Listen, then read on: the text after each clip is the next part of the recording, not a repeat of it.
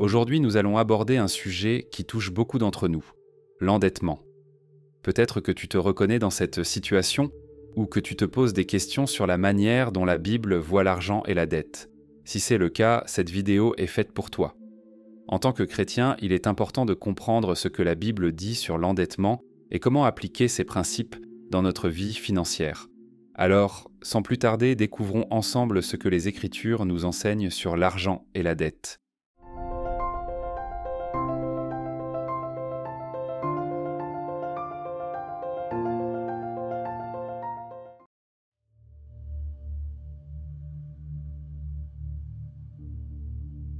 Bonjour à tous et que la paix soit avec vous.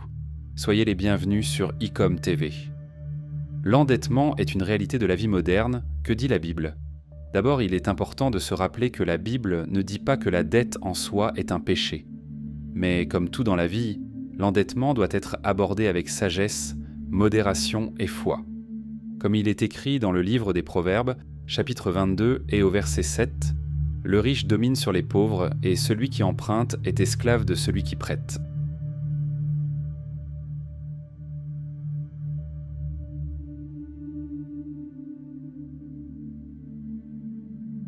Il est dit dans ce passage que celui qui emprunte devient esclave de celui qui prête. Ce verset est assez fort, non ? L'endettement peut en effet nous rendre vulnérables et affecter notre liberté tant sur le plan financier que personnel.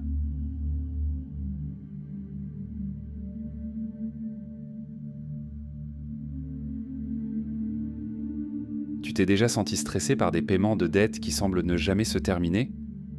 Je vais te raconter une histoire qui a vraiment attiré mon attention pendant que je préparais cette vidéo. Pour acheter une voiture qu'elle pensait nécessaire à son travail. La personne a pris un prêt important auprès de sa banque. Les premières semaines, tout allait bien. Mais très vite, les paiements mensuels sont devenus une source de stress. Chaque mois, elle se sentait écrasée par cette dette. Et elle a commencé à ressentir que l'argent était devenu une idolâtrie dans sa vie. Un jour, cette personne a fini par dire « Je suis devenu esclave de cette voiture ».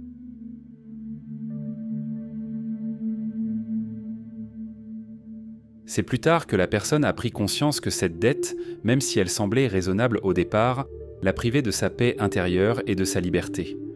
Cela nous rappelle que l'endettement peut avoir des conséquences bien au-delà de l'aspect financier. Il ne s'agit pas seulement d'argent, mais de notre cœur, de notre tranquillité d'esprit et de notre relation avec Dieu.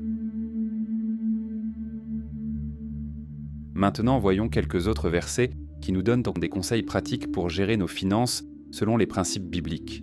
Romains chapitre 13, verset 8. « Ne devez rien à personne, si ce n'est de vous aimer les uns les autres. » Dans ce verset, l'apôtre Paul nous dit de ne devoir rien à personne, si ce n'est de nous aimer les uns les autres. C'est simple mais profond. La Bible nous invite à éviter l'endettement non nécessaire et à nous libérer de ce fardeau.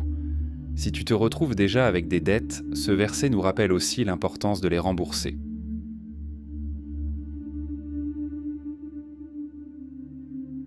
Je te partage le témoignage d'un frère qui a vu sa vie transformée en adoptant cette mentalité.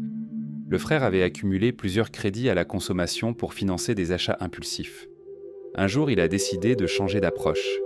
Il a commencé à faire un budget strict, à réduire ses dépenses non essentielles et à faire des paiements plus importants sur ses dettes.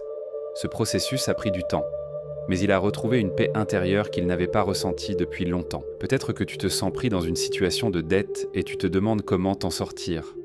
Bonne nouvelle, la Bible offre aussi des encouragements pratiques pour nous aider. Il est écrit dans le livre des Proverbes, au chapitre 6 et au verset 5, que « Délivre-toi comme la gazelle de la main du chasseur ». Ce verset nous encourage à nous libérer de l'endettement comme une gazelle qui échappe au piège. C'est un appel à l'action. Dieu nous appelle à prendre des mesures concrètes pour sortir de la dette. Cela peut signifier ajuster notre mode de vie, chercher de l'aide financière ou même trouver des moyens d'augmenter nos revenus. Si tu es dans cette situation, je t'encourage à réfléchir à un plan d'action.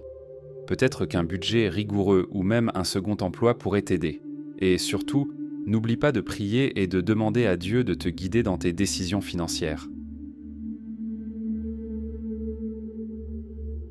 Maintenant, je veux te rappeler que sortir de l'endettement n'est pas seulement une question de stratégie financière, c'est aussi une question de foi. comme il est écrit dans Matthieu chapitre 6 à partir du verset 25 jusqu'au verset 34, ne vous inquiétez donc pas en disant « Que mangerons-nous ? Que boirons-nous ? Votre Père céleste sait que vous en avez besoin. » Le Seigneur nous rappelle dans ce passage de ne pas nous inquiéter de ce que nous allons manger ou boire. Dieu connaît nos besoins et nous invite à lui faire confiance dans toutes les situations, y compris même pour nos finances. La prière et la foi sont essentielles pour garder notre cœur en paix, pendant que nous prenons des décisions pratiques pour améliorer notre situation. Et si tu es parent, il est essentiel de transmettre ces principes à tes enfants.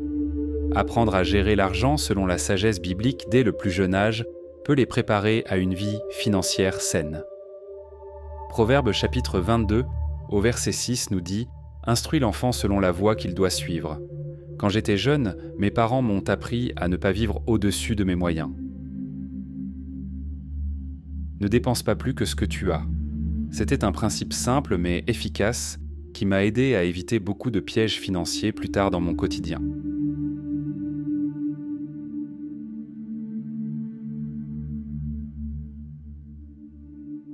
En conclusion, l'endettement peut être un fardeau lourd à porter, mais la Bible nous offre des principes solides pour le gérer.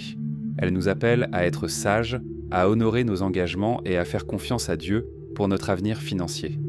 Si tu te trouves dans une situation difficile, je t'encourage à prendre des mesures pratiques tout en te tournant vers Dieu pour la direction et la paix. Si tu as aimé cette vidéo, n'hésite pas à liker, à t'abonner et à partager avec des amis qui pourront en bénéficier. Et surtout, n'oublie pas de mettre en pratique ce que tu as appris aujourd'hui avec foi et sagesse. Et que Dieu te bénisse dans ta gestion financière. En vous abonnant sur la chaîne, vous nous encouragez à continuer à faire ce travail et ça pour nous, ça n'a pas de prix. Merci à toutes et à tous et on se retrouve très vite pour un prochain sujet.